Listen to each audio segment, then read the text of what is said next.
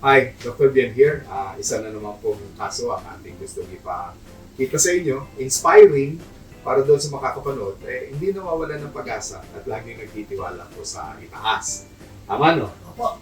Kasama dito natin ngayon si Federico, itago natin ang apelido niya, at ang kanyang kapatid na si Brother Nel. Ayan, okay.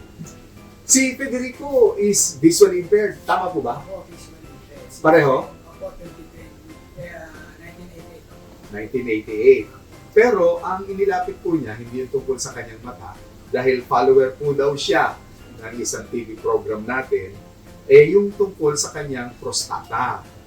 Bagamat hindi po ako urologist, na ipasya natin, na i-refer siya sa kaibigan natin, na UST fraternity brother natin, si Dr. Gizon, na isang urologist sa NKTI. Ngayon ay pinakita natin kung paano matutulungan si Federico. Nagpunta po sa akin si Federico November pa 2023. Ang problema niya talaga, yung PSA niya, ito po napakataas. 24. Noong mataas ang iyong PSA, ano mga nararamdaman mo, Fed? Sabi mo, pati pag-ihi at saka pagdumi mo, apektado? Mahapdi ang pag-ihi. Hirap lumabas. Malamang, malaki din kasi yung prostata niya. Mabuti na lamang at sinamahan siya ng kanyang kapatid, si Nel. Ayun, magkasama ba kayo sa bahay? Ayun.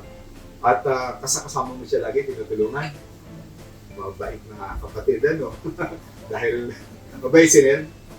O kasi alam naman natin, dahil sa kondisyon ni Pet, syempre, hirap din po siya. Ngayon, nagbigay po tayo ng mga simpleng gamutan, may mga iniinom.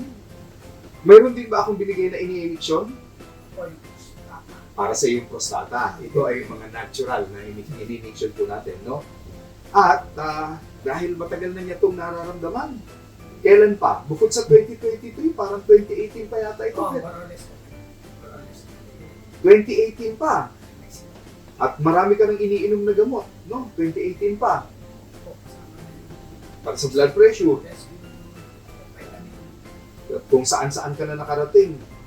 Ngayon, ang kagandahan naman po, dahil dun sa mga naipayo natin na ini-injection sa kanya na natural naman, ito pong bago, April sila lang pabasahin natin. Yung 24 nitong April ay ilan na, Nel?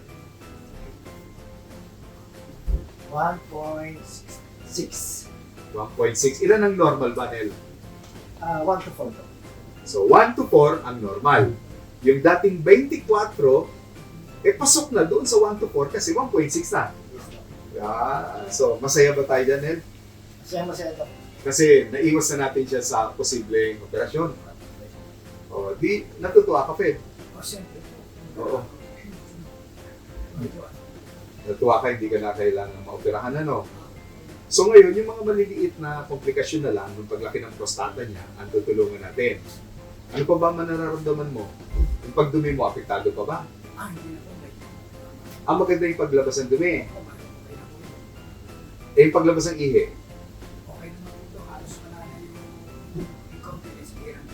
Bihira na incontinence. Yung hapdi. Wala yung burning sensation. Burning sensation, wala na. Oh, wow. Dribbling. Dribbling. Iba yung O yung parang pumapatak-patak. tapos hindi pa rin. Oo. Bihira. Bihira na. Pati yung dito. Iba yung Patili. hindi ka na, hindi mo mapipili. Utulo na mag-isa. Hindi Bihira. napipilitan ka dati mag-diaper. Hindi naman ako. Hindi naman. Pero tumatakbo ka na sa toilet. Siyempre po. Kasi napunta sa pads source. O napupunta, basa ka na, ano? Ayun. So naibsan o nabawasan na halos lahat yun. Ako, malaking bagay. Alam. Yung doktorya. Nocturia, scientific ka na. Kasi Yung yung ba- ano gawa niyan eh. Yung bang madalas sa pagising sa gabi para makaihi. Ako, isang bihira lang daw pag nakakabain ng marami sa mga kaya na mainit. Mainit. Hanggang Oo. isa natin pa. Pero dati ilang beses ka ginigising para umihi? 3, 4 times a night. 5 times a night. Eh ngayon, Sa nakakaunti. Minsan nga wala. minsan wala. Ako, minsan wala. Minsan wala. Si Fed ay gusto magbigay ng inspirasyon po sa mga tulad ninyo na ano man ang karamdaman, may impairment man, mabigat man yung dinaramdam ng matagal na, 2018 pa, laging may pag-asa. Sabihan mo nga sa kanila, Ted, inspire mo yung mga kapwa mo. Sige po, huwag po wala ng pag-asa sa Lahat. karamdaman na dinaramdaman. Basta hindi po tayo ng tulong sa Panginoon. Bibigyan po tayo ng gagawin po sa atin kagaya ni Dr. Malaking bagay po siya na nagawa niyo po para sa akin. At saka yung kaibigan niya po na si Dr. Nelson. Gabay lamang po kami. Opo. Ayan, talagang nasa itaas po ang ating pag-asa. Yun lang. Ito si Ted. Nagpapasalamat. Salamat po. Thank you.